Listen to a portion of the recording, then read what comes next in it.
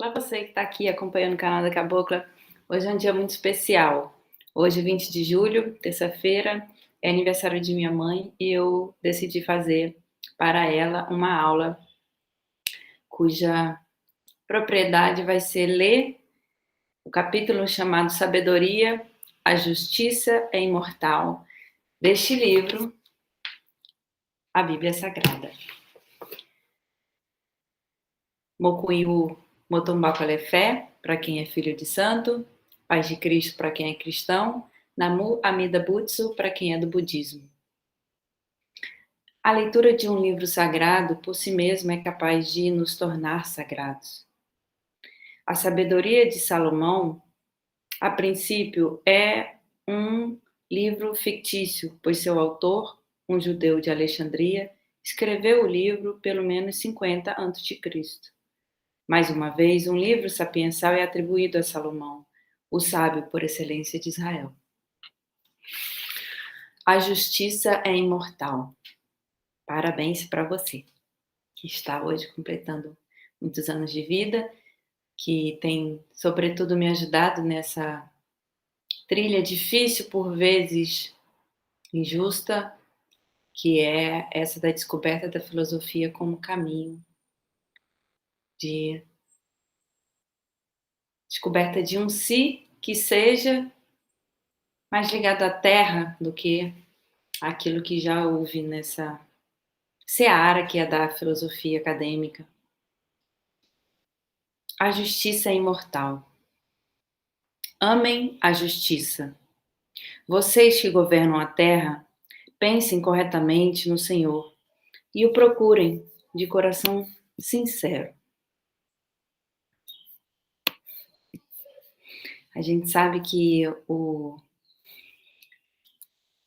livro sagrado, ele tem por base uma louvação àquilo que no Evangelho se diz o Senhor. E que em algumas religiões, sabidamente no candomblé, da Umbanda, vai receber o nome de Oxalá, o Batalá. O Batalá é senhor dos senhores, é quem cuida dos orixás. Já na doutrina judaica, a gente vai ter a questão sobre se Deus é feminino ou masculino, se é propriedade de nós mortais julgarmos sobre a feminilidade ou masculinidade de Deus. E por isso, em algumas doutrinas judaicas, algumas linhas, né, de consagração ao Senhor vão chamar o Senhor de Senhora, no intuito mesmo de poder manter a nossa ignorância frente à superioridade que é Deus ou a deusa. Por isso, eu gostaria de convocar vocês a manter uma abertura no coração, capaz de ter atenção a isso que no livro sagrado se chama o Senhor, afinado com a nossa ignorância sobre o que dizer sobre esse fenômeno.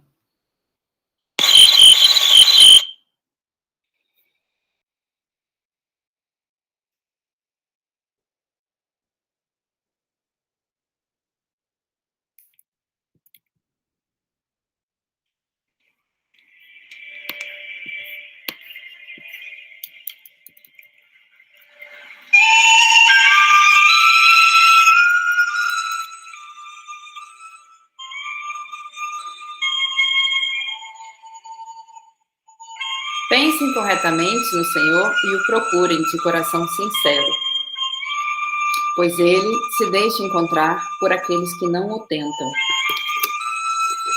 e se manifesta para aqueles que não recusam acreditar nele. Os pensamentos tortuosos separam de Deus e o poder dele, posto à prova, confunde os insensatos.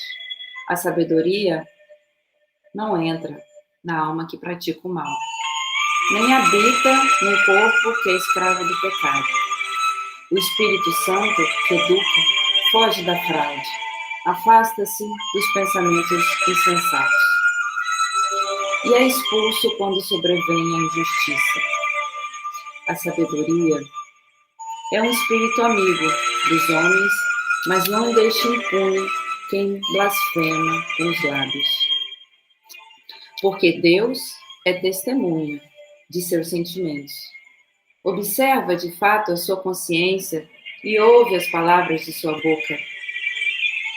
O Espírito do Senhor enche o universo, dá consistência a todas as coisas e tem o conhecimento de tudo o que diz.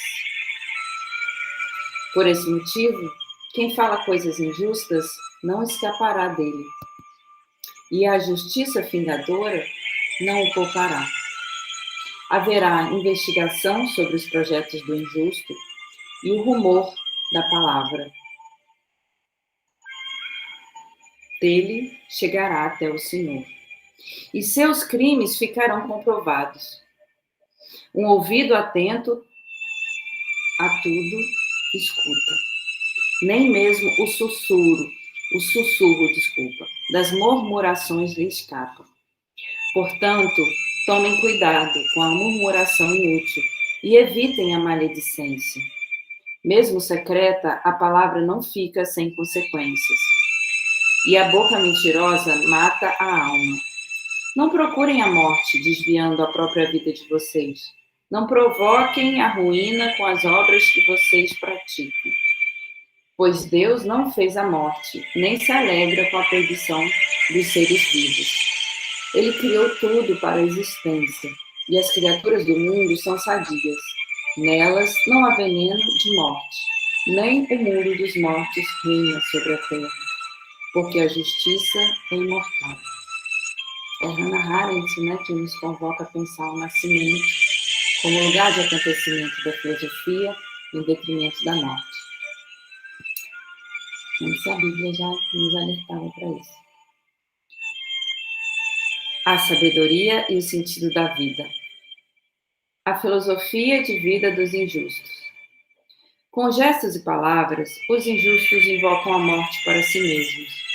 Eles pensam que a morte é amiga e a desejam ardentemente, chegando a fazer aliança com ela. São realmente dignos de pertencer à morte. Raciocinando de forma errada, eles comentam entre si, Nossa vida é curta e triste. Quando chega o fim, não há remédio, e não se conhece ninguém que tenha voltado do mundo dos mortos. Nascemos por acaso e depois seremos como se nunca tivéssemos existido. Nossa respiração é fumaça, e o pensamento é uma faísca produzida pelo pulsar do coração. Quando a faísca se apaga, o corpo se transforma em cinza e o espírito se espalha como ar sem consistência. Com o tempo, está entre aspas, ele está contestando essa fala dos que, com o tempo, consideram o nosso nome esquecido e ninguém mais se lembra do que fizemos. Nossa vida, fazem pensar os nihilistas, nossa vida passa como rastro de nuvem e se dissipa como neblina, expulsa pelos raios do sol e dissolvida pelo seu calor. Nossa vida é uma sombra que passa, e depois de morrer não voltaremos. Colocado o lacre, ninguém mais poderá retornar. Sendo assim, vamos gozar os bens presentes e usar as criaturas com ardor juvenil.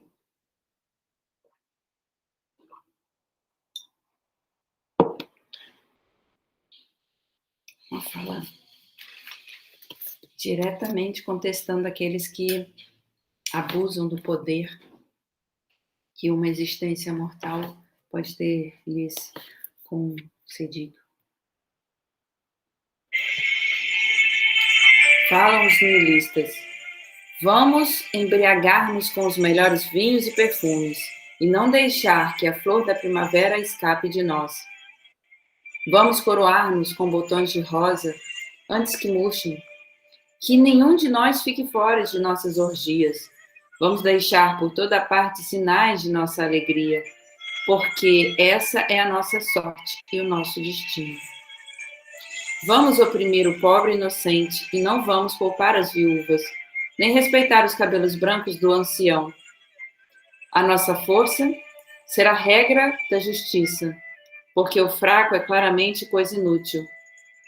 Vamos armar ciladas para o justo, porque ele nos incomoda e se opõe a nossas ações.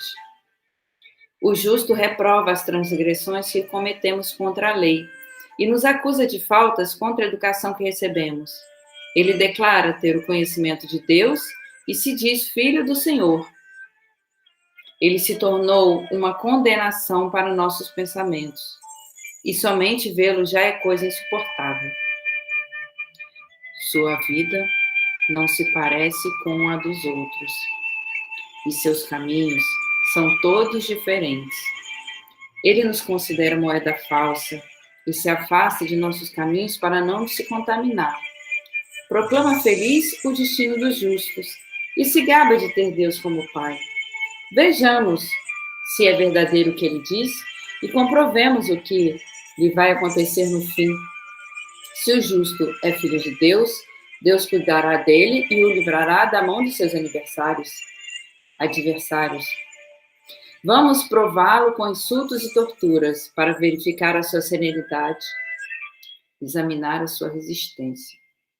Vamos condená-lo a sofrer morte vergonhosa, porque ele mesmo diz que não lhe faltará socorro.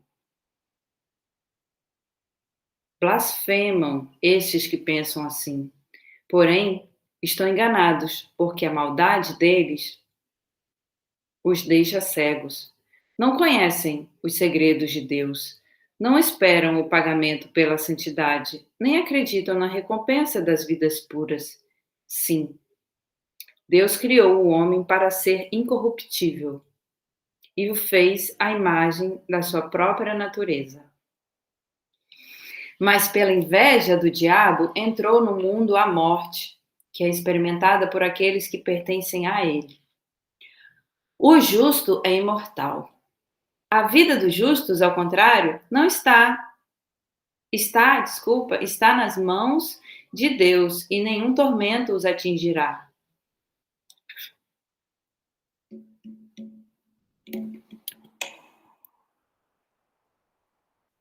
Aos olhos dos insensatos, aqueles que pareciam ter morrido e o seu fim foi considerado como desgraça. Os insensatos pensavam que a partida dos justos e do nosso meio era um meio aniquilamento, mas agora estão em paz. As pessoas pensavam que os justos estavam cumprindo uma pena, mas esperavam a imortalidade. Por uma breve pena receberão grandes benefícios, porque Deus os provou e os encontrou dignos dele. Deus examinou-os como ouro no crisol e os aceitou como holocausto perfeito. No dia do julgamento, eles resplandecerão, correndo como fagulhas no meio da palha. Eles governarão nações, submeterão os povos, e o Senhor reinará para sempre sobre eles. Os que nele confiam compreenderão a verdade, e os que lhes são fiéis viverão juntos dele no amor, pois a graça e a misericórdia estão reservadas para os seus escolhidos. Os injustos, porém, serão castigados por sua maneira de pensar, porque desprezaram o justo e se afastaram do Senhor. É infeliz quem despreza a sabedoria e a disciplina. Sua esperança é vazia, suas fadigas não produzem fruto, e suas obras são inúteis. Suas mulheres são insensatas, seus filhos depravados, e sua descendência maldita. A lembrança do justo permanece. Feliz a mulher estéril que permanece irrepreensível e desconhece união pecaminosa, porque ela receberá seu fruto no julgamento das almas. Feliz também o eunuco, que não cometeu injustiça nem pensou coisas más contra o Senhor. Ele, por sua fidelidade, receberá uma graça especial e uma recompensa invejável no templo do Senhor. Pois o fruto das boas obras é glorioso, e a raiz da sabedoria é imperecível. Os filhos dos adúlteros não chegarão à maturidade, e a descendência de uma união ilegítima desaparecerá. Mesmo que tenham vida longa, ninguém fará caso deles, e sua velhice no fim será sem honra. Se morrerem cedo, não terão esperança nenhuma, nem consolação no dia do julgamento, porque é terrível o fim de uma geração perversa. É melhor não ter filhos e possuir virtude, porque a memória da virtude é imortal. E tanto Deus como os homens a conhecem.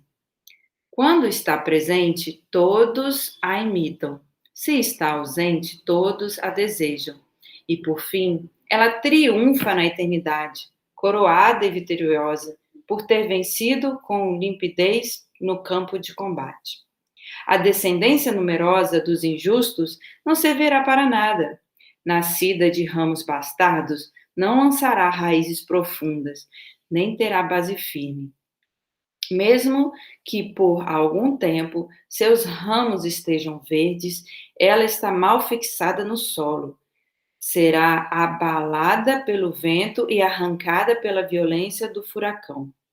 Seus frágeis ramos serão quebrados, seu fruto será inútil e intragável, e ela não servirá para nada. De fato, os filhos nascidos de uniões ilegais testemunharão a perversidade de seus pais, quando esses forem julgados. Por que o justo morre prematuramente? Ainda que morra prematuramente, o justo encontrará repouso. Velhice honrada não consiste em ter vida longa, nem é medida pelo número de anos. Os cabelos brancos do homem valem pela sua sabedoria, e a velhice pela sua vida sem manchas. O justo agradou a Deus e Deus o amou. Como ele vivia entre os pecadores, Deus os transferiu. Foi arrebatado para que a malícia não lhe pervertesse os sentimentos, ou para que o engano não o seduzisse. De fato, o fascínio do vício obscurece os verdadeiros valores, e a força da paixão perverte a mente que não tem malícia. Amadurecido em pouco tempo, o justo atingiu a plenitude de uma vida longa. A alma dele era agradável ao Senhor, e este se apressou em tirá-lo do meio da maldade. Muita gente vê nisso, mas não compreende nada. Desculpa. Muita gente vê isso, mas não compreende nada. Não reflete que a graça e a misericórdia de Deus são para os seus escolhidos e a proteção dele é para os seus santos.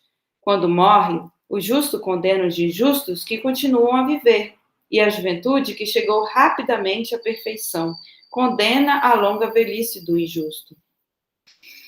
Muita gente verá o fim do sábio, mas não compreenderá o que Deus queria a respeito dele, nem porque o colocou em segurança. Tais pessoas verão e mostrarão seu desprezo, mas o Senhor se rirá delas. Essas pessoas, porém, se tornarão para sempre cadáveres desonrados e objetos de zombaria entre os mortos. De fato, Deus vai jogá-las de cabeça para baixo, sem que possam dizer uma palavra sequer, e as arrancará de seus alicerces. Ficarão completamente arruinadas, viverão na aflição, e a memória delas desaparecerá. O julgamento. Os injustos, quando forem prestar contas de seus pecados, chegarão cheios de temor, e seus crimes o acusarão cara a cara. O injusto, porém, ficará de pé, sem temor, diante dos que o oprimiram e desprezaram seus sentimentos. Ao ver o injusto, esses ficarão tomados de terrível pavor, espantados diante da salvação inesperada. Os arrependidos dirão entre si, entre soluços e gemidos de angústia: esse é aquele de quem antes nós ríamos. Nós o tomávamos como objeto de zombaria. Insensato que fomos. Insensatos. Consideramos uma loucura a vida dele e a sua morte para nós era uma vergonha. Por que ele agora é considerado entre os filhos de Deus e participa da herança dos santos? Nós, portanto, nos desviamos do caminho da verdade. A luz da justiça não brilhou para nós, nem o sol para nós se levantou. Nós nos fartamos nos caminhos da injustiça e da perdição. Percorremos desertos intransitáveis e não conhecemos o caminho do Senhor. De que adiantou nosso orgulho? Que vantagens tiramos de nossa riqueza arrogante? Tudo passou como sombra e como notícia fugaz. Passou como navio que corta as águas agitadas, sem que se possa encontrar vestígios de sua passagem, nem o sulco de seu casco nas ondas. Foi embora como pássaro que voa pelos ares, sem deixar qualquer sinal de sua rota. O ar leve, ferido pelo toque das penas e dividido pelo ímpeto vigoroso, é atravessado pelas asas em movimento, mas depois não fica nenhum sinal de sua passagem. Tudo passou, como flecha disparada para o alvo. O ar cortado volta imediatamente sobre si mesmo e já não se sabe mais a trajetória dela. O mesmo acontece conosco. Mal nascemos e já desaparecemos, sem mostrar nenhum sinal de virtude, porque nós nos consumimos em nossa maldade. Sim, a esperança do injusto é como palha, arrebatada pelo vento, como leve espuma que a tempestade levanta, esperança que se desfaz como fumaça espalhada pelo vento, e é fugaz como a lembrança do hóspede que fica um dia só. Os justos, porém, vivem para sempre. Recebem a recompensa e o Altíssimo cuida deles. Por isso, receberão das mãos do Senhor a gloriosa coroa real e o diadema do esplendor. Porque ele os protegerá com a mão direita e os cobrirá com seu braço como escudo. Tomará seu próprio zelo como armadura e armará a criação para castigar os inimigos. Vestirá a couraça da justiça e colocará o capacete do julgamento que não admite suborno. Tomará como escudo a santidade invencível. Afiará a espada de sua ira implacável e o universo combaterá a seu lado contra os insensatos. Os raios partirão das nuvens como flechas bem apontadas e voarão sobre o alvo como de um bem. Sua onda lançará furiosa saraivada, e a água do mar se enfurecerá contra eles, e os rios se impedirão. O sopro do poder divino se levantará contra ele, e o dispersará como furacão. E é assim que a injustiça devastará a terra toda, e a maldade derrubará o trono dos poderosos. A natureza da sabedoria. Responsabilidade dos governantes. Escutem, reis, e procurem compreender. Aprendam, governantes de toda a terra, prestem atenção. Vocês que dominam os povos e estão orgulhosos pelo grande número de súditos, o poder de vocês vem do Senhor e o domínio vem do Altíssimo. Ele examinará as obras que vocês praticarem e sondará as intenções que vocês têm. No entanto, apesar de serem ministros do reino dele, vocês não julgaram com retidão, não observaram a lei, nem procederam conforme a vontade de Deus. Por isso, ele cairá sobre vocês de modo repentino e terrível, porque um julgamento implacável se realiza contra aqueles que ocupam altos cargos. Os pequenos serão perdoados com misericórdia, mas os poderosos serão examinados com rigor. O Senhor de todos não recua diante de ninguém, nem se impressiona com a grandeza, porque ele criou tanto o pequeno quanto o grande, e a sua providência é igual para todos. Mas um exame severo aguarda os poderosos. É para vocês, soberanos, que eu dirijo as minhas palavras, para que aprendam a sabedoria e santamente a santa vontade dele serão declarados santos, e aqueles que a aprendem encontrarão quem os defenda. Desejem, portanto, ouvir as minhas palavras. Anseiem por elas e vocês receberão a instrução. A aprendizagem da sabedoria.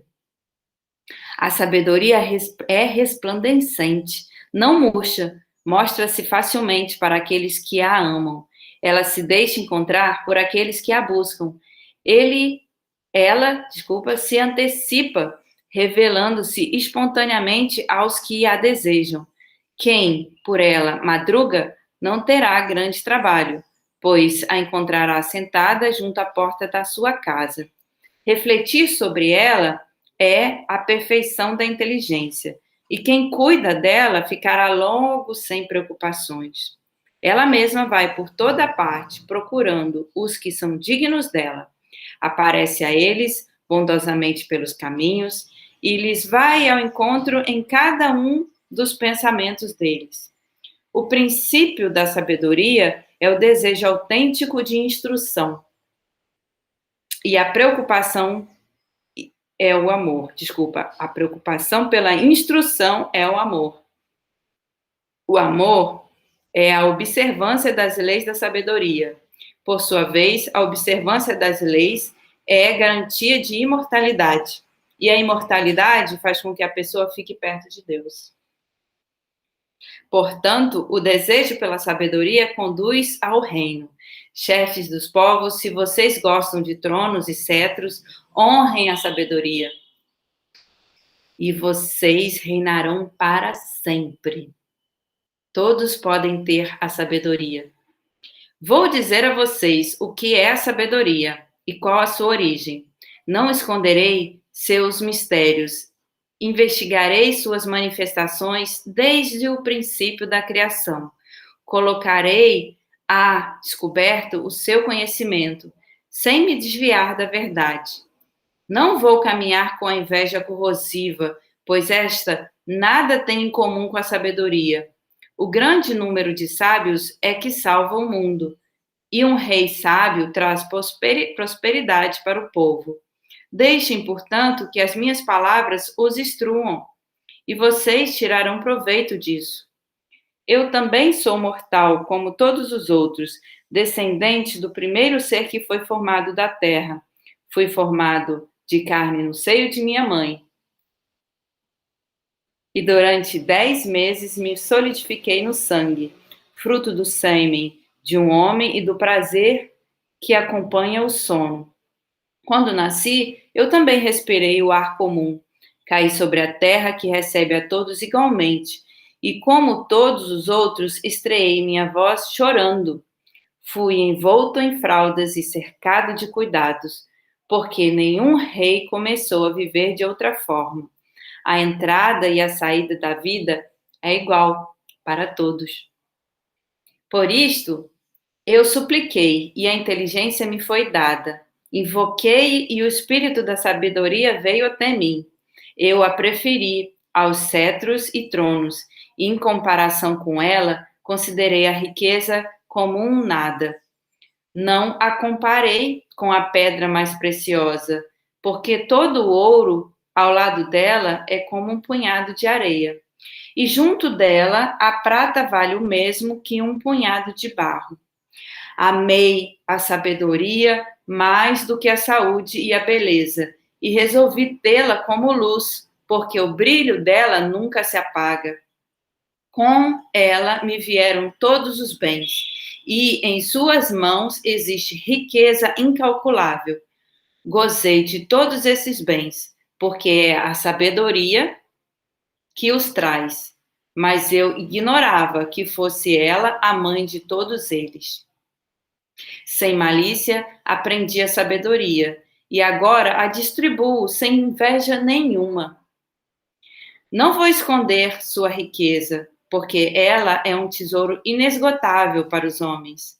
Aqueles que a adquirem atraem a amizade de Deus, porque são recomendados pelo dom da instrução dela. A sabedoria produz harmonia. Deus me conceda falar com propriedade e pensar de forma correspondente aos dons que me foram dados, porque Ele é o guia da sabedoria e o orientador dos sábios. Em seu poder estamos nós, e as nossas palavras, a nossa inteligência e as nossas habilidades. Ele me concedeu o conhecimento exato de tudo o que existe, para eu compreender a estrutura do mundo e a propriedade dos elementos, o começo, o meio e o fim dos tempos, a alternância dos solstícios e as mudanças das estações, os ciclos do ano e a posição dos astros, a natureza dos animais e o instinto das feras, o poder dos espíritos e o raciocínio dos homens, a variedade das plantas e a propriedade das raízes. Aprendi tudo o que está oculto e tudo o que se pode ver, porque a sabedoria, artífice de todas as coisas, foi quem me ensinou. Mistério da sabedoria. Na sabedoria há um espírito inteligente, santo, único, múltiplo, sutil, móvel, penetrante, imaculado, lúcido, invulnerável, amigo do bem, agudo, livre, benéfico, amigo dos homens, estável. Seguro, sereno, que tudo pode e tudo abrange, que penetra todos os espíritos inteligentes, puros e sutilíssimos. A sabedoria é mais ágil que qualquer movimento, atravessando e penetrando tudo por causa de sua pureza. A sabedoria é exalação do poder de Deus, emanação puríssima da glória do Onipotente, e por isso nada de contaminado nela se infiltra. Ela é reflexo da luz eterna, espelho nítido da atividade de Deus, imagem da sua bondade. Embora seja única, ela tudo pode, permanece sempre a mesma, mas renova tudo, e entrando nas almas santas, através das gerações, forma os amigos de Deus e os profetas. De fato, Deus ama somente aqueles que convivem com a sabedoria. Ela é mais bela que o sol e supera todas as constelações dos astros. Comparada à luz do dia, ela sai ganhando. Pois a luz cede lugar à noite, mas contra a sabedoria o mal não prevalece. Ela se estende vigorosamente de um extremo a outro e governa retamente o universo, a companheira ideal. Amei a sabedoria e busquei desde a minha juventude e procurei tomá-la como esposa, pois fiquei enamorado de sua formosura. A união com Deus manifesta a nobre origem dela, porque o Senhor do Universo amou-a. De fato, ela é iniciada na ciência de Deus e seleciona as obras dele. Se na vida a riqueza é um bem desejável, que riqueza é maior do que a sabedoria que tudo produz? E se a inteligência, quem opera, quem mais do que ela é artífice do que existe? Se alguém ama a justiça, as virtudes são os seus frutos, pois ela é quem ensina a temperança e a prudência, a justiça e a fortaleza, que são na vida os bens mais úteis aos homens. Se alguém deseja também uma rica experiência, ela conhece as coisas passadas e entrevê as futuras, conhece a sutileza das máximas e a solução dos enigmas, prevê sinais e prodígios e o desenrolar das épocas e tempos. Decidi, portanto, tomá-la como companheira de minha vida, sabendo que ela será boa conselheira e me trará conforto nas preocupações e no sofrimento. Por causa dela, serei elogiado pelas assembleias e, ainda jovem, os anciãos me honrarão. No julgamento, terei agudeza e serei admirado pelos poderosos. Se eu me calar, ficarão na expectativa. Se eu falar, me prestarão atenção. Se eu prolongar o discurso, todos colocarão a mão na boca. Por meio dela, alcançarei a imortalidade e deixarei aos meus sucessores uma lembrança eterna. Governarei os povos, e dominarei as nações. Tiranos terríveis ficarão assustados quando me ouvirem, mas serei bom para o povo e corajoso no momento da guerra.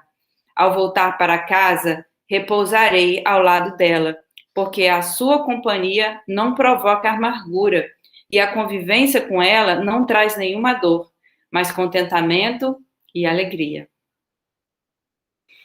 Oração da autoridade.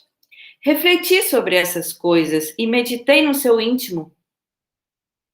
A imortalidade está na união com a sabedoria, e na sua amizade existe alegria perfeita. Na obra de suas mãos existe riqueza inesgotável, e a relação assídua com ela se adquire a prudência. Na relação assídua com ela se adquire a prudência. E na participação de suas palavras se encontra a fama. Assim sendo, eu ia por toda a parte procurando os meios de conquistá-la para mim. Eu era um jovem de boas qualidades e tive a sorte de ter uma boa alma. Ou melhor, sendo bom, vim a um corpo sem mancha, sabendo que jamais teria conquistado a sabedoria se Deus não a tivesse concedido a mim. E já era sinal de inteligência saber de quem vinha o dom. Voltei-me então para o Senhor e lhe supliquei, dizendo com todo o meu coração: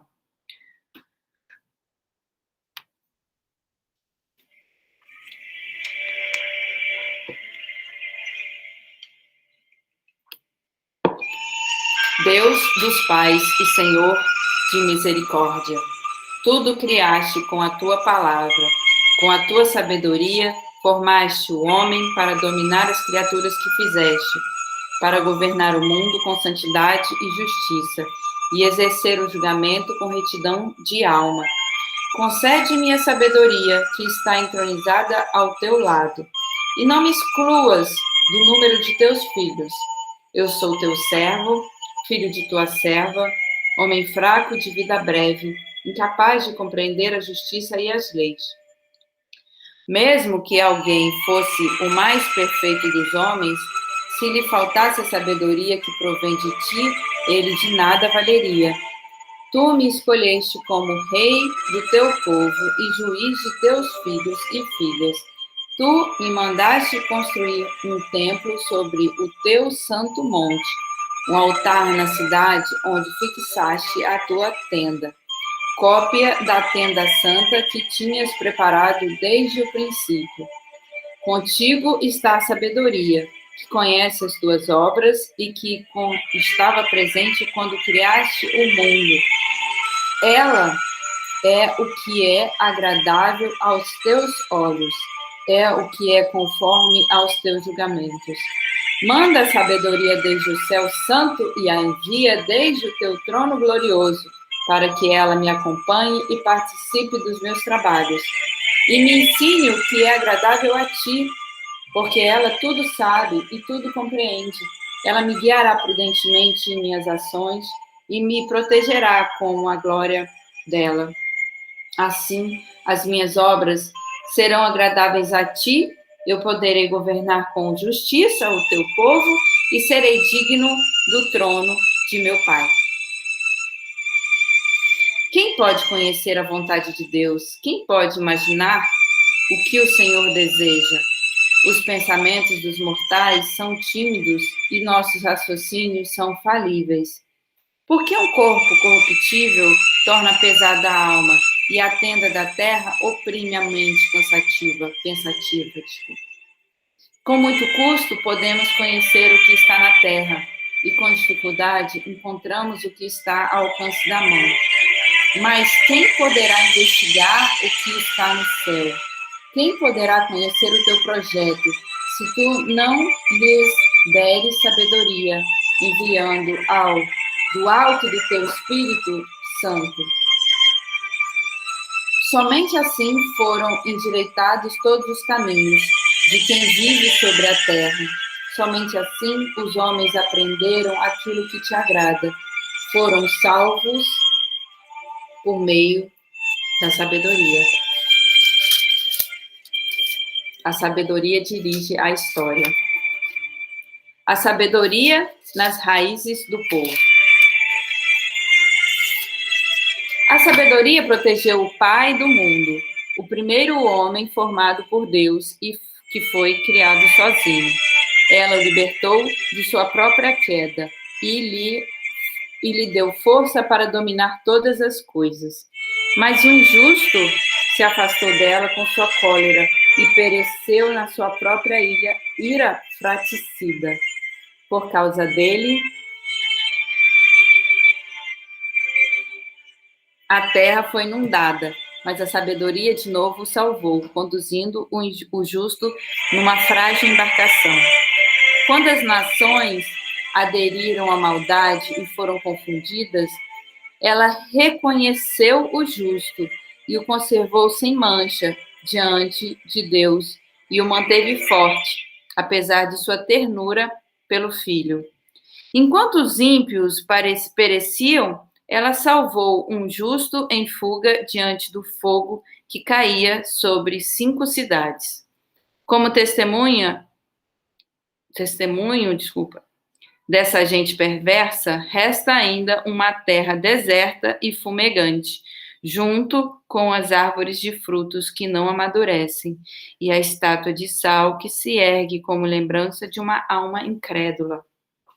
Porque, desprezando a sabedoria, não só prejudicaram ignorando o bem, mas deixaram para os insensatos uma lembrança de sua insensatez, para que suas faltas não ficassem escondidas. A sabedoria, porém, libertou dos sofrimentos dos seus fiéis. Por caminhos planos, ela guiou o justo, que fugia da ira do irmão. Mostrou-lhe o reino dos céus de Deus e lhe revelou as coisas santas.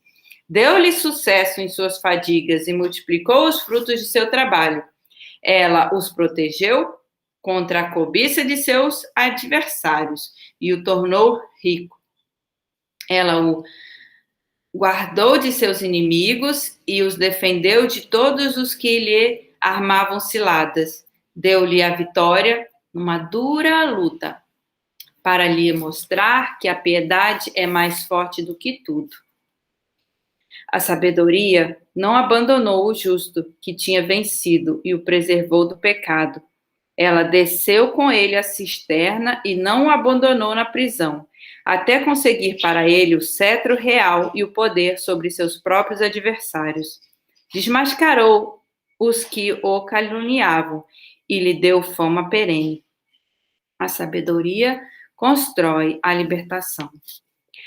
Da escravidão para a liberdade. A sabedoria libertou de uma nação de opressores um povo santo, uma raça irrepreensível. Ela entrou na alma de um servo do Senhor e com prodígios e sinais enfrentou reis temíveis. Deu aos santos a recompensa pelos sofrimentos que tinham passado e os guiou por um caminho maravilhoso. Tornou-se para eles abrigo durante o dia e esplendor de estrelas durante a noite.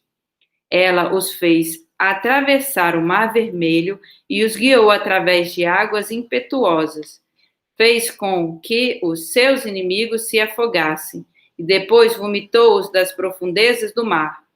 Desse modo, os justos, despojaram os injustos e celebraram o teu nome santo. Senhor, louvando juntos o teu braço protetor, porque a sabedoria abriu a boca dos mudos e soltou a língua dos pequeninos.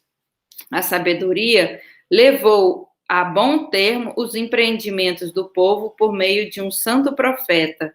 Eles atravessaram um deserto desabitado, armaram as tendas em lugares inacessíveis, resistiram aos adversários e repeliram os inimigos. Quando tiveram sede, eles te invocaram, e uma rocha escarpada lhes deu água, uma dura pedra lhes matou a sede. Aquilo que tinha servido como castigo para os seus inimigos tornou-se para eles benefício da necessidade. Em lugar da água corrente de um rio, turvado de sangue podre, como castigo pelo decreto infanticida, tu lhes deste inesperadamente água abundante. Pela sede que estavam sentindo, tu lhes mostraste como havia castigado seus inimigos. De fato, quando sentiam provações, embora fossem corrigidos com misericórdia, compreendiam os tormentos dos injustos que eram julgados com ira.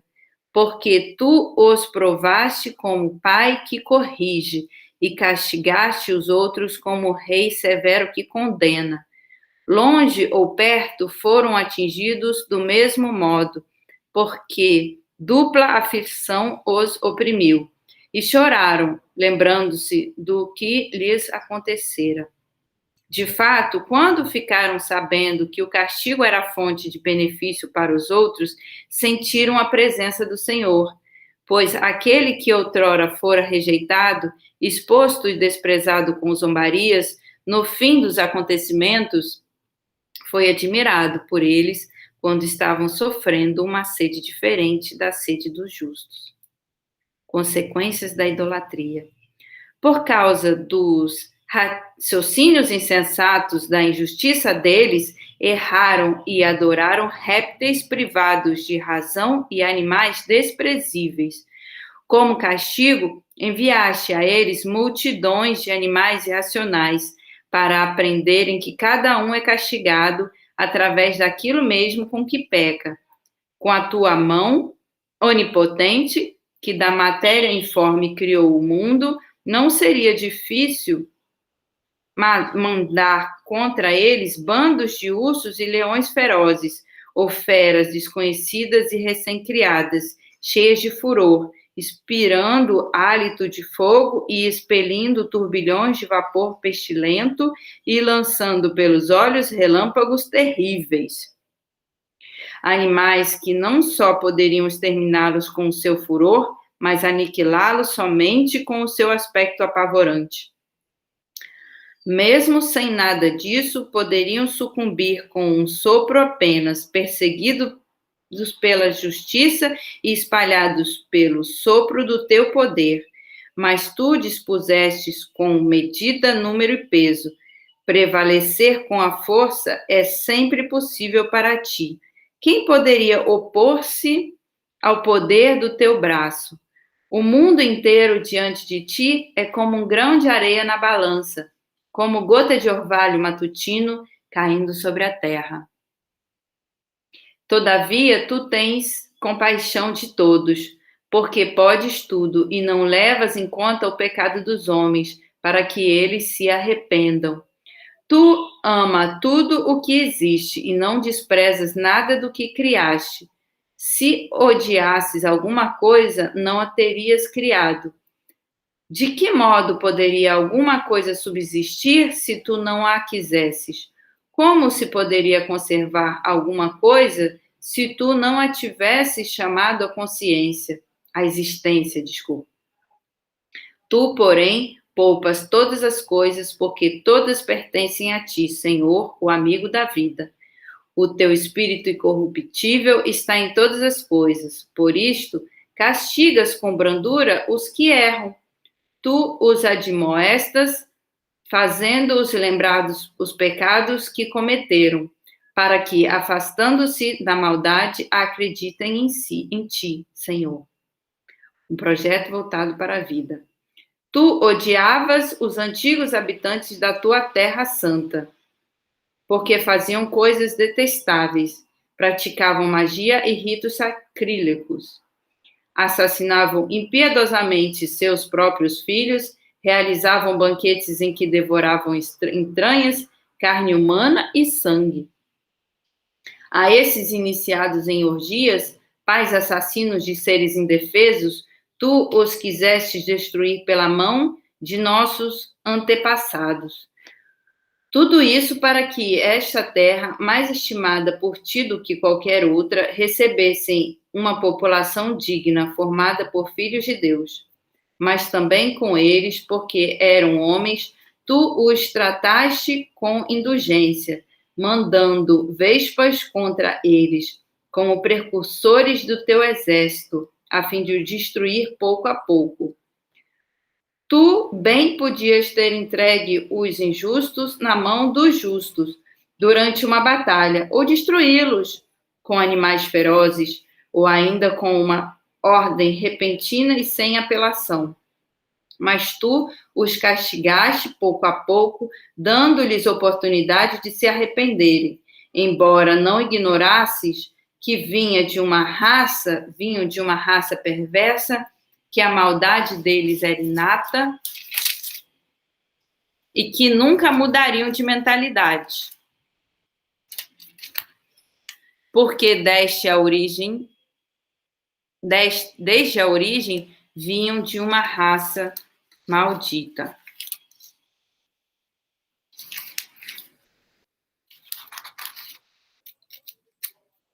Faltam 5 páginas. Obrigada que está assistindo. Esse presente é de coração. Que seja eterno. Certamente não era por medo de ninguém que tu não castigaste a culpa deles.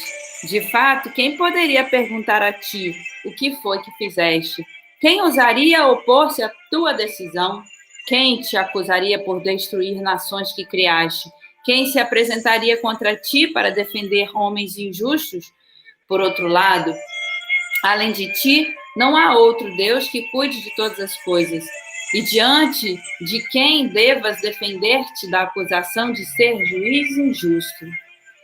Nenhum rei ou soberano pode confrontar-se contigo para defender aqueles que tu castigaste. Tu, porém, és justo e governas todas as coisas com justiça. Consideras incompatível com o teu poder condenar alguém que não mereça castigo. De fato, a tua força é princípio de justiça.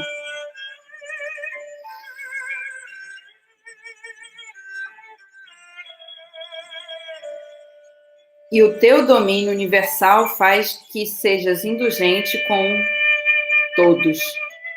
Tu mostras a tua força para quem não acredita na perfeição de teu poder e confundes a insolência daqueles que o conhecem. Apesar de tudo, dominas a tua própria força e julgas com brandura. Tu não nos governas com muita indulgência, porque tu podes exercer o poder quando queres. Justiça, misericórdia e vida. Com tal modo de agir, tu ensinaste ao teu povo que o justo deve amar os homens. Infundiste em teus filhos a esperança, porque concedeste aos homens a possibilidade de se converterem depois de pecar. Puniste os inimigos de teus filhos com grande brandura e indulgência, dando-lhes tempo e ocasião para se converterem de tua maldade, quando na verdade eram réus de morte. Com quanto maior cuidado julgas os teus filhos, a cujos pais concedeste com o juramento a tua aliança, garantia de tão boas promessas. Assim, para nos educar, tu castigas os nossos inimigos com moderação, para que nós, quando julgarmos, lembremos sempre a tua bondade, e quando formos julgados, contemos sempre com a tua misericórdia. Atormentaste os insensatos que viram junto vida injusta, castigando-os com as tuas próprias abominações. Eles se haviam extraviado muito longe pelo caminho do erro, considerando como deuses os mais desprezíveis e repugnantes animais, deixando-os enganar como crianças que não têm o uso da razão. Por isso, como crianças que ainda não refletem, tu os submeteste a um julgamento de zombaria. Os que não se corrigissem com o julgamento da zombaria teriam de sofrer um castigo digno, mandado por Deus. De fato, ficaram exasperados com os sofrimentos causados por esses animais, porque foram castigados pelos mesmos seres que eles consideravam como os deuses. Então, viram claramente e reconheceram o Deus verdadeiro que antes recusavam reconhecer. Por isso, sobre eles recaiu a maior das condenações, o julgamento da idolatria. As criaturas testemunham o Criador. São naturalmente insensatos todos os homens que ignoram a Deus e que, através dos bens visíveis, não chegam a reconhecer aquele, com A maiúsculo, que existe. Consideram as obras, mas não reconhecem o seu artífice e acabam considerando como deuses os governadores do mundo, o fogo, ou o vento, ou a brisa fugaz, ou o firmamento estrelado, ou a água impetuosa, ou ainda os luzeiros do céu. Se ficam fascinados com a beleza dessas coisas, a ponto de tomá-las como deuses, reconheçam o quanto está acima delas o Senhor, pois foi o autor da beleza que as criou. Se ficam maravilhados com o poder e a atividade dessas coisas, pensem então quanto mais poderoso é aquele que as formou. Sim, porque a grandeza e a beleza das criaturas fazem, por comparação, contemplar o autor delas. Esses, porém, merecem repreensão menor, porque talvez se tenham extraviado procurando a Deus e querendo encontrá-lo. Vivendo no meio das obras dele, procuram pesquisá-las e a aparência delas os fascina. Tanto é a beleza do que se vê. Contudo, mesmo esses não têm desculpa, porque se forem capazes de conhecer tanto a ponto de pesquisar o universo, como não encontraram mais depressa o Senhor do universo? Inutilidade dos ídolos. Infelizes também são aqueles que depositam sua esperança em coisas mortas e que invocam como deuses as obras de mãos humanas, coisas de ouro e prata trabalhadas com arte, figuras de animais ou uma pedra sem valor, obra de mão antiga. Um carpinteiro, por exemplo, serra uma árvore de fácil manejar, depois lhe tira cuidadosamente toda a casca, trabalha a madeira com habilidade e fabrica um móvel útil para as necessidades da vida. Terminando o trabalho, ele recolhe as sobras da madeira e as emprega para preparar comida e se farta. Da sobra de tudo, que não serve para nada, madeira retorcida e cheia de nós. Ele a pega e a esculpe nos momentos de lazer, para de se distrair a madeira com capricho e lhe dá o formato de um homem, ou então a forma de algum animal desprezível. Depois, pinta o ídolo de vermelho e cobre de massa todos os seus defeitos. A seguir, prepara-lhe um nicho digno dele e o coloca na parede, prendendo-o com um prego. Toma esses cuidados para que não caia, sabendo que o ídolo não pode cuidar de si mesmo. É apenas uma imagem e precisa de ajuda. Entretanto, logo em seguida, lhe dirige orações por seus bens, casamento e filhos, sem se envergonhar de ficar falando com uma coisa sem vida.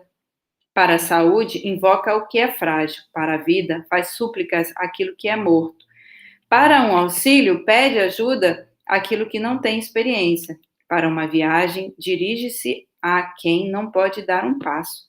Para seus negócios, trabalhos e sucessos nos empreendimentos, pede forças a quem não tem força nenhuma nas mãos.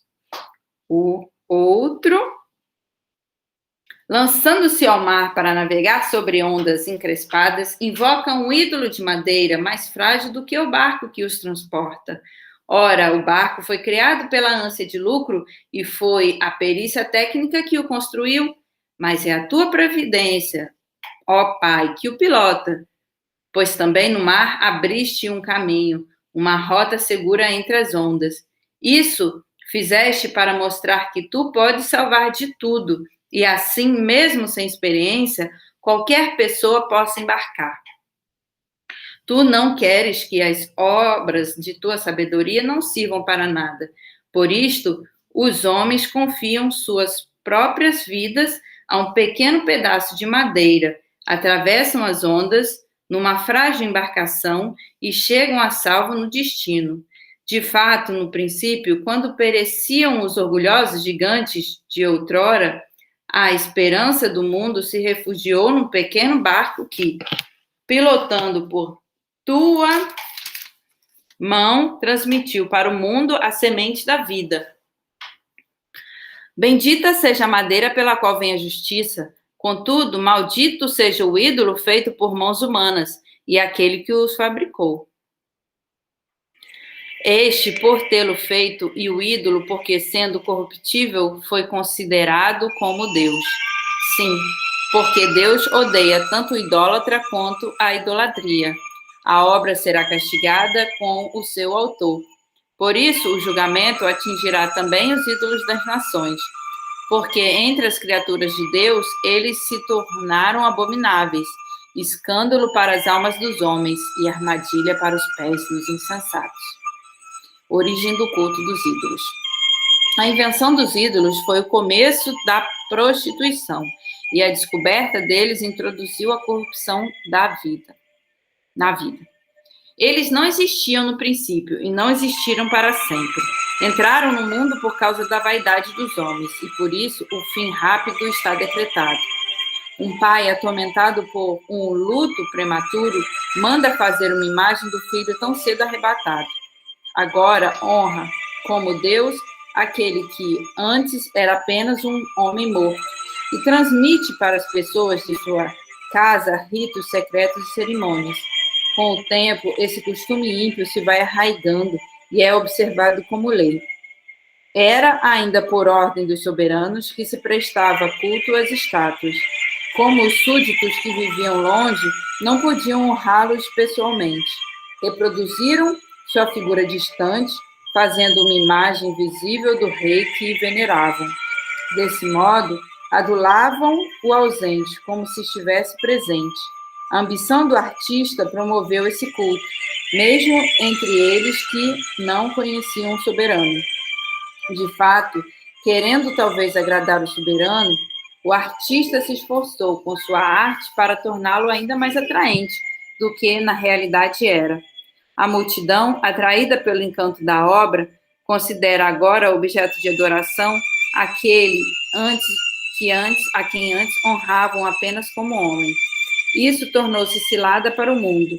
Homens, escravizados pela desgraça ou pelo poder, impuseram à pedra e à madeira o nome incomunicável. A idolatria é a fonte da corrupção. Não bastou a esses homens errar no conhecimento de Deus. Eles vivem também na grande guerra da ignorância e dão ainda a esses males o nome de paz. Celebram iniciações onde matam crianças ou realizam mistérios ocultos. E ainda fazem banquetes orgiásticos com rituais estranhos. Não conservam pura nem a vida nem o casamento. E cada um elimina o outro por traição ou aflige-o com adultério. Por toda a parte, há uma grande confusão, sangue e crime, roubo e fraude, corrupção e deslealdade, revolta e perjúrio, perseguição contra os bons e esquecimento da gratidão, impureza das almas e perversão sexual, desordens no casamento, adultério e libertinagem. A adoração dos ídolos sem nome é princípio, causa e fim de todo mal. De fato, os idólatras entregam-se a divertimentos até o delírio ou profetizam a mentira, ou vivem da injustiça, ou perjuram com facilidade. Colocando sua confiança em ídolos sem vida, eles não esperam castigo nenhum por terem jurado falso. A sentença, porém, os atingirá por dois motivos. Porque, seguindo os ídolos, tiveram falsa concepção de Deus e porque, desprezando a santidade, juraram falso. De fato, o que persegue sempre a transgressão dos injustos não é o poder daqueles por quem se jura, mas o castigo mesmo, que é reservado aos pecadores. O povo de Deus não adora ídolos. Tu, porém, nosso Deus, és bom e fiel. És paciente e governas tudo com misericórdia. Mesmo pecando, nós somos teus e conhecemos o teu poder. Sabendo que pertencemos a ti, não pecaremos mais. A justiça perfeita está em conhecer a ti e conhecer que o teu poder é a raiz da imortalidade. Não nos extraviamos com a invenção humana de uma arte pervertida, nem com o trabalho estéril dos pintores que pintam suas imagens com várias cores. Elas despertam a paixão dos insensatos e entusiasmados com a forma inerte de uma imagem morta. Aqueles que fazem, desejam e adoram os ídolos são amantes do mal e dignos da esperança que os ídolos trazem. O importante é ganhar dinheiro. Amassando com fadiga a terra mole, o oleiro modela para o nosso uso todo tipo de vasos. Com o mesmo barro, modela tanto os vasos que servem para uso nobre, como também aqueles destinados para outros fins. O oleiro determina qual deverá ser o uso de cada um deles. Depois, dando-se a um esforço mal empregado, com o mesmo barro, modela de uma divindade falsa. O oleiro tinha pouco antes nascido da terra e logo voltará para a terra de onde foi tirado. E então Deus lhe pedirá contas da vida que lhe tinha sido emprestada. Mas ele não se preocupa com o fato de ter vida breve e depois morrer. Pelo contrário, compete com os que moldam em ouro e prata e imita os que trabalham com bronze e se vangloria de fabricar coisas falsas. A mente dele é pura cinza, sua esperança é mais desprezível do que a terra, e a sua vida vale menos do que o barro, porque não reconhece aquele que o modelou, lhe infundiu alma ativa e lhe inspirou sopro vital. O oleiro considera a nossa vida como um jogo e a existência como um negócio lucrativo. Ele diz: é preciso tirar proveito de tudo, até mesmo do mal. Sim, mas do que todos os outros, esse homem sabe que está pecando. Fabrica de matéria terrestre vasos frágeis e estátuas de ídolos. Mas os inimigos que oprimiram o teu povo são muito mais insensatos e infelizes que a alma de uma criança. De fato, eles consideram como deuses todos os ídolos dos pagãos. Os olhos desses ídolos não os ajudam a ver, nem o nariz a respirar, nem os ouvidos a ouvir, nem os dedos das mãos a apalpar, e seus pés são incapazes de caminhar, porque foi um homem quem os fez. Quem os modelou foi um ser que recebeu a respiração por empréstimo. Nenhum homem pode plasmar um Deus que lhe seja semelhante, pois, sendo mortal, suas mãos ímpias só podem produzir um cadáver. O homem é melhor do que os objetos que ele adora. O homem, pelo menos, tem a vida. Os ídolos jamais o terão.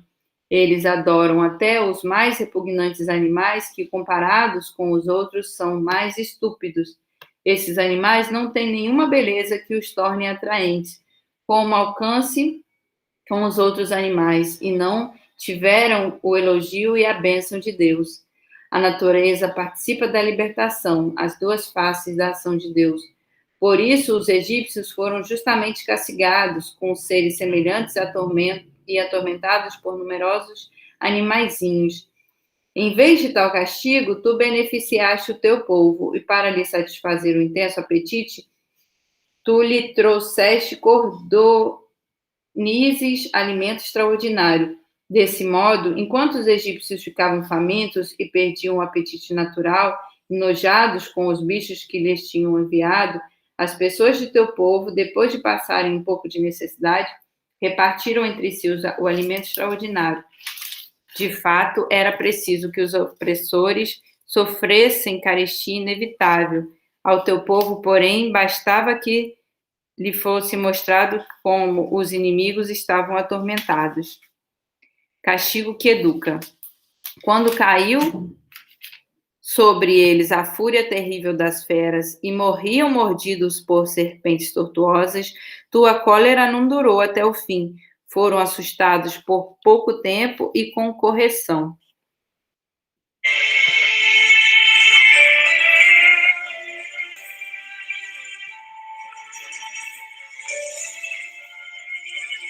como correção, desculpa, mas receberam um sinal de salvação para lhes recordar o mandamento da tua lei. Quem se voltava para o sinal era salvo, não pelo que via, mas graças a ti, o Senhor de todos. Deste modo, convenceste os nossos inimigos de que és tu quem livra de todo mal, porque eles morreram com as picadas dos gafanhotos e moscas. Não houve remédio que os salvasse, pois mereciam ser assim castigados. Quanto aos teus filhos, nem mesmo as presas de serpentes venenosas conseguiram convencê-los, porque a tua misericórdia interveio e os salvou. Para que se lembrassem de tuas palavras, eram mordidos e logo depois curados. Para não caírem no sono profundo, esquecimento e serem excluídos dos teus benefícios.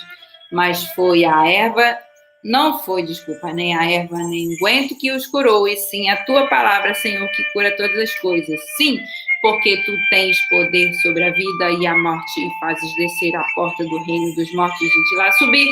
O homem não, na sua maldade, pode matar, mas não é capaz de fazer voltar o espírito que se exalou, nem libertar a alma que foi recolhida no reino dos mortos. É impossível escapar de tua mão. Os injustos recusavam reconhecer-te e tu os açoitaste com a força do teu braço, foram perseguidos com chuvas estranhas, granizo, tempestades violentas e devorados pelo fogo. O mais surpreendente foi que na água que apaga tudo, o fogo ardia mais ainda. É que o universo é aliado dos justos. Às vezes, a chama se abradava para não queimar os animais enviados contra os injustos.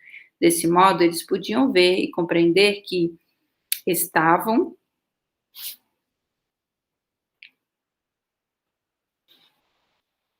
sendo perseguidos pelo julgamento de Deus. Outras vezes, mesmo dentro da água, a chama ardia mais forte do que o fogo para destruir os produtos de uma terra injusta. Ao teu povo acontecia o contrário. Tu o alimentavas com alimento de anjos, oferecendo-lhe do céu o pão já preparado, que proporcionava todos os sabores e satisfazia o gosto de todos.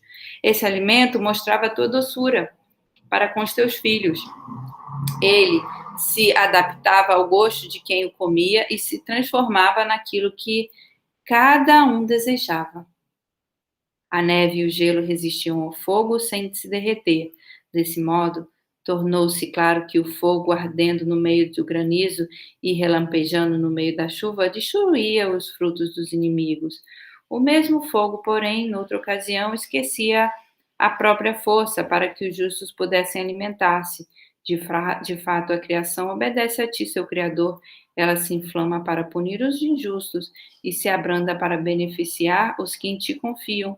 Ela também se revestia de todas as formas, colocando-se a serviço de tua bondade, que a todos alimenta conforme o desejo de quem está em necessidade. Dessa forma, Senhor, os teus filhos queridos aprenderam que a não é a produção de frutos que alimenta o homem, mas é a tua palavra que sustenta os que acreditam em ti. Pois aquilo que o fogo não devorava, logo se derretia ao calor de um raio de sol. Desse modo, eles ficaram sabendo que é preciso levantar-se antes do sol para te agradecer e invocar-te desde o raiar do dia. Ficaram também sabendo que a esperança do ingrato se derrete com a geada do inverno e se espalha como água que não é utilizada. A escuridão da má consciência.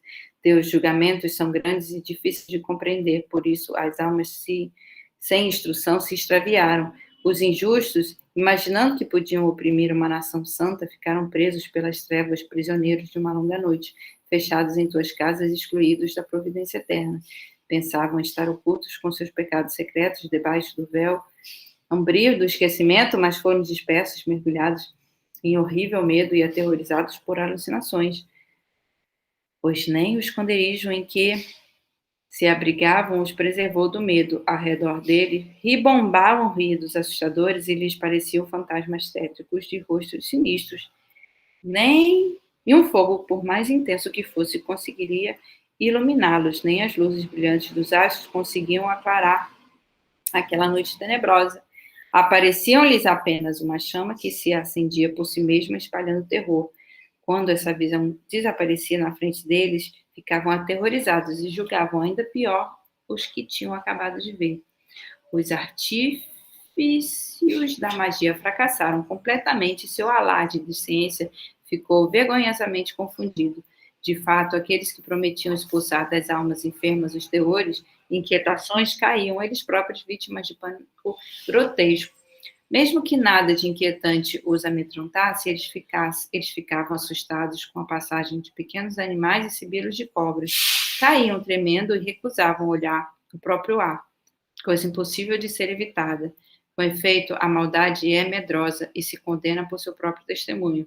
Pressionada pela consciência, imaginam sempre o pior, porque o medo é apenas a falta do socorro que vem da reflexão. Quanto menos reflexão interior tivermos, mais alarmante parecerá ser a causa oculta do tormento. Durante aquela noite, realmente incapaz, saída das profundezas do impotente reino dos mortos, e todos entregues ao mesmo sono, eles eram ora perseguidos por fantasmas monstruosos, ora ficavam paralisados pelo abatimento da alma, invadidos pelo terror inesperado e repentino que caía sobre eles. Assim, todo aquele que aí caísse, quem quer que fosse, ficava preso, trancado numa prisão sem trancas. Podia ser agricultor ou pastor, ou ainda operário que trabalhava em lugares desertos. Surpreendia da pessoa caía na fatalidade inevitável, porque todos estavam acorrentados pelas mesmas correntes das trevas. O assobiar do vento, o canto melodioso dos pássaros na ramagem frondosa, o murmúrio da impetuosa água corrente, o ruído surdo de rochas caindo em avalanches, a correria invisível de animais saltitantes, o rosnar das feras mais selvagens, o eco retumbante das cavernas, das montanhas, tudo isso os paralisava e os enchia de terror. O mundo inteiro, iluminado por luz radiante, se entregava aos seus trabalhos. Somente sobre ele se estendia a noite profunda, imagem das trevas que os deviam receber. Contudo, mesmo eles eram para si próprios mais pesados do que as trevas. Para os teus santos, porém, havia plena luz. Os outros que lhe ouviam as vozes, mas não lhes viam a figura, os felicitava por não sofrerem mais. Também lhes agradeciam por não lhes terem feito mal. Apesar de maltratados, e lhes pediam favor que fossem embora. Em vez de trevas, desde os teus, uma coluna de fogo para guiá-los no caminho desconhecido, como o sol inofensivo que iluminava sua gloriosa migração. Os outros mereciam ficar sem luz e aprisionados pelas trevas, porque haviam aprisionado os teus filhos que iriam transmitir ao mundo a luz incorruptível da tua lei. Eles decidiram matar os filhos dos santos e um só menino abandonado se salvou. Como castigo, eliminaste os filhos deles em massa e os fizeste morrer todos nas águas impetuosas.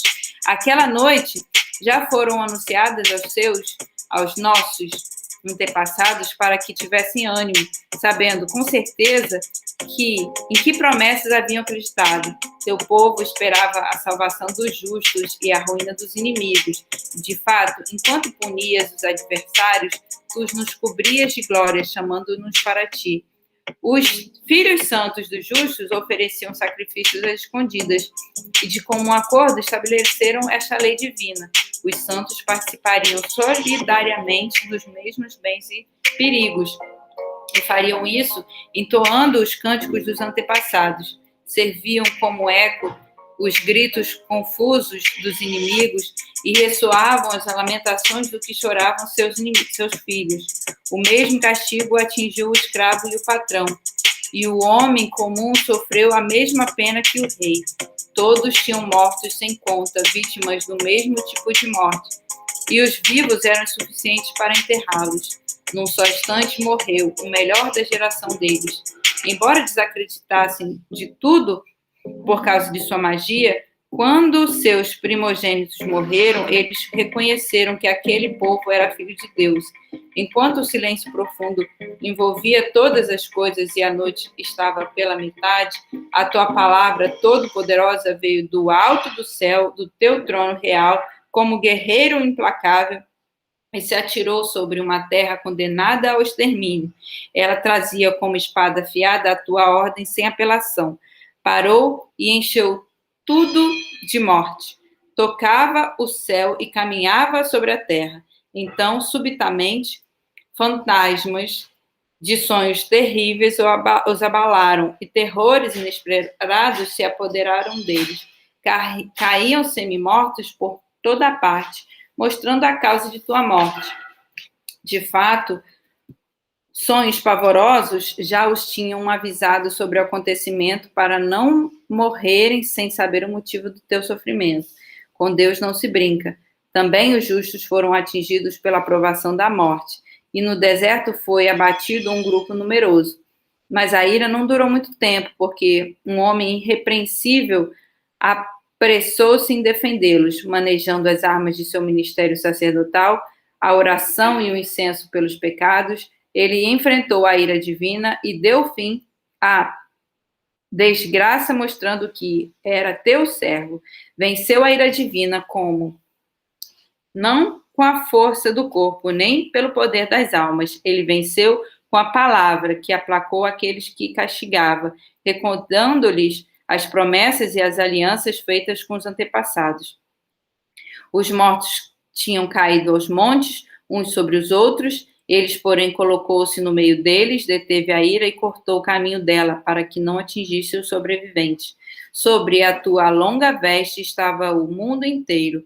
Em 4 fileiras de pedras preciosas estavam escritos os nomes gloriosos dos antepassados, e sobre a coroa da cabeça dele estava a tua majestade. Diante disso tudo, o exterminador recuou com medo. A simples experiência da ira já fora suficiente.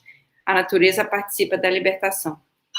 Contra os injustos, porém, a ira divina foi implacável até o fim, porque Deus sabia de antemão o que iriam fazer.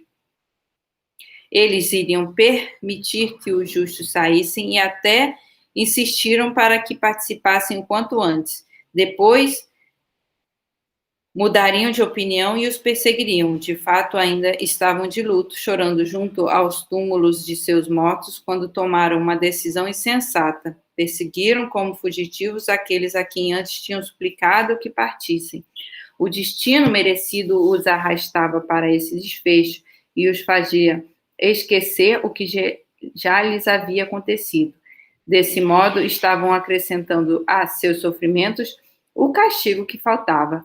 Enquanto o teu povo faria a experiência de uma viagem maravilhosa, eles encontrariam morte nunca vista, porque a criação inteira, obedecendo às tuas ordens, tomava novas formas segundo o teu gênero, para que teus filhos fossem preservados. São e salvos. Apareceu a nuvem que cobriu de sombra o acampamento e a terra firme surgiu onde antes era água. O mar vermelho se transformou em caminho livre e as ondas violentas se tornaram planície verdejante. Através dele passou todo o teu povo, protegido por tua mão e contemplando prodígios admiráveis. Como cavalos conduzidos ao pasto e como ovelhas saltitantes, todos cantavam hinos para ti, Senhor, seu libertador. Lembravam-se ainda do que acontecera no estrangeiro. Em lugar de animais, a terra produziu moscas. Em vez de peixes, o rio vomitou multidões de rãs. Mais tarde, viram também uma nova espécie de aves, quando, levantados pelo desejo, pediam alimentos delicados. Para satisfazê-los, do mar subiram cordizes. A traição da humanidade. Sobre os pecadores caíram castigos, mas não sem antes o aviso prévio de raios estrondosos. Eles sofreram justamente por causa de sua própria perversidade, por terem odiado cruelmente os estrangeiros. Outros povos não acolheram visitantes desconhecidos. Os egípcios, porém, escravizaram estrangeiros benfeitores. E ainda mais, é certo para que os outros povos haverá um castigo por terem recebido hostilmente os estrangeiros. Os egípcios, porém, depois de receber confessas e fazer os estrangeiros participar de seus direitos, acabaram atormentando esses estrangeiros com trabalhos duríssimos. Por isso foram feridos de cegueira, como tinham acontecido com aqueles junto à porta dos justos, quando Cercados de trevas profundas, cada um procurava tateando a direção de sua própria casa. Uma grande harmonia. Os elementos da natureza trocavam suas propriedades entre si, da mesma forma que na harpa as notas modificam o desenvolvimento da música, mas conservando sempre o mesmo tom. É o que se pode perceber olhando o que aconteceu. Os seres terrestres se transformavam em aquáticos e os que nadavam saltavam para a terra. Na água, o fogo aumentava mais ainda a sua força e a água se esquecia do seu poder de apagá-lo. Por outro lado, as chamas não queimavam a carne dos animais que andavam entre elas e também não derretiam aquele alimento celeste, parecido com gelo e fácil de derreter.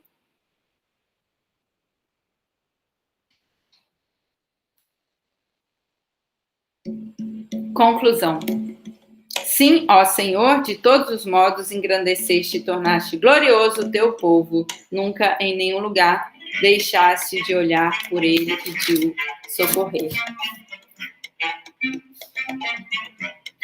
Que a energia, o axé gerado por essa leitura da Bíblia ressoe em todos os seres.